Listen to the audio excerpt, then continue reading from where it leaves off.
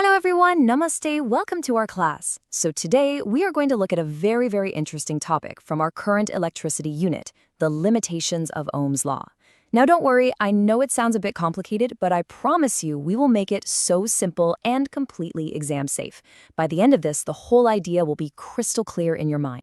Okay, so let's start with a small puzzle. You've all seen those old yellow light bulbs, right? The ones with a thin wire inside. Have you ever noticed they have this strange habit of going phut and dying the very second you switch them on? Not when they are already glowing, but right at that moment. Why do you think that happens? Just keep that question in your mind for a few minutes. You see, to solve that little mystery, we have to first talk about our old friend Ohm's law. I mean, this rule is like the foundation of everything we learn about circuits, isn't it? Since class 10, it's been our go-to formula, our golden rule. Now, our textbook gives us this very proper definition. It says current, I, is directly proportional to voltage, V, and the constant that connects them is R, the resistance. But, and this is the most important part, look at the condition written at the end, provided physical conditions and temperature remain constant. This little phrase is the entire secret to today's topic. We often forget it, but it's the key. The easiest way to picture Ohm's law is with that classic water pipe analogy, right? Just imagine, voltage is the water pressure from the tank. Current is the actual flow of water coming out of the pipe. And resistance? Well, that's just how narrow the pipe is. Makes sense, nah?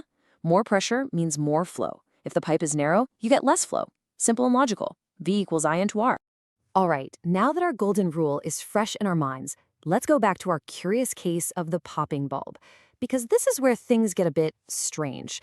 The bulb, you see, doesn't seem to play by the rules we just discussed. Let's look at some actual numbers. Before you turn on the switch, the little tungsten filament inside the bulb is at room temperature. It's completely cold. If you measure its resistance right then, it's a very low value, something like 24.5 ohms. But the moment you flip that switch, a huge current rushes in, and that tiny filament heats up to more than 2,000 degrees Celsius. It glows white hot. Now, if we could somehow measure its resistance in this super hot state, you know what we would find? It's around 240 ohms.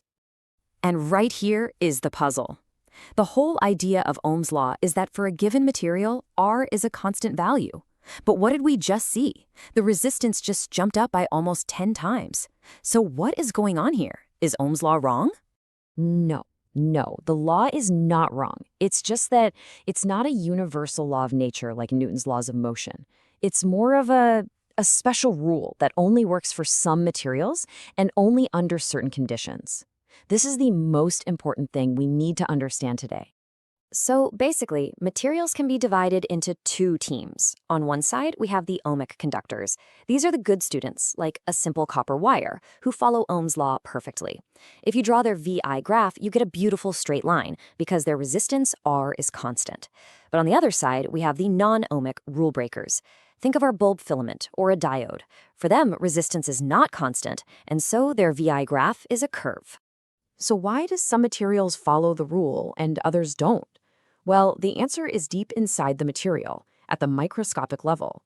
You see, Ohm's law is only true if two tiny things stay constant. One is N, which is the number of free electrons available to carry current, and the other is tau, the average time an electron travels before it collides with an atom. If the temperature or voltage changes N or tau, then Ohm's law will fail. So, let's get to know some of these famous rule breakers a little better. You'll be seeing these non-ohmic devices all the time in electronics and, of course, in your exams. The most famous non-ohmic device is the semiconductor diode. And the best way to imagine it is just like a one-way street or a check post. If you try to send current in one direction, the gate opens and the current flows easily. But if you try to send the current in the opposite direction, the gate slams shut. Roadblock. A normal resistor would never do that. And sometimes, this non-ohmic behavior can be really dramatic. For example, if you apply a really high voltage to a diode in the reverse, or the wrong direction, something called avalanche breakdown can happen. Basically, one electron gets pushed so hard by the field that it smashes into an atom and knocks another electron free. Now you have two. They do the same, and now you have four. It creates a chain reaction, and suddenly the current just surges like a flood. This is a completely nonlinear event. Okay, now please pay close attention. Let's talk about some silent killers. These are very common mistakes that students make in exams because they don't fully understand these limitations. We must be very, very clear about this to not lose marks. So here's trap number 1. A lot of students think, okay, sir, I get it. A diode is just a special resistor. It has a low resistance in one direction and a very high resistance in the other. Sounds logical, but is it correct? No, that is absolutely wrong, Beta. Please remember this. A diode's VI relationship is not just high or low. It follows a complex exponential curve. Its resistance is changing at every single point on that curve. So trying to give it one single R value is completely meaningless. And here's the second big trap. After we learn V equals IR so well, we start to think it's some kind of universal truth that must apply to every component in every circuit. Is that really the case? Again, that's not correct.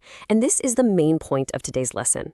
Ohm's law is a very useful rule for specific materials, like metals under stable conditions, but it is not a fundamental law of physics, like, say, the law of conservation of energy.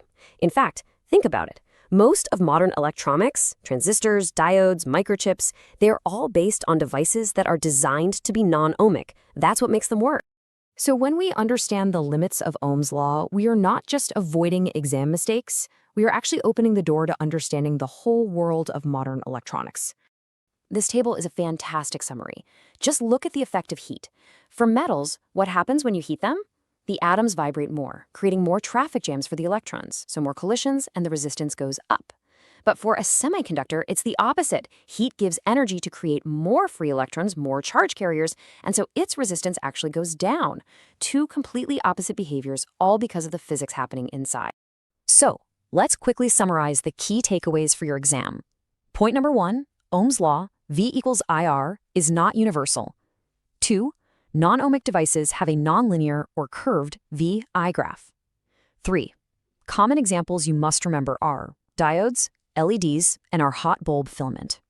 4, for these devices, resistance can change with temperature or voltage. And the final, most important point, this non-ohmic behavior is not a defect. It's the essential feature that makes all our smart devices work. And that is why this topic is so important, you see. The moment you understand why Ohm's law sometimes fails, you're taking your first proper step into understanding the real magic of semiconductors, transistors, and the tiny chip inside your smartphone. It all begins from here. So I will leave you with one final thought. In physics, we learn many laws and rules, but a good student, a real scientist, always asks the next question: where does this law break down? What are its limits? Because it's always at the edges, at the limits of the old laws, that all the new and exciting science is discovered. Thank you.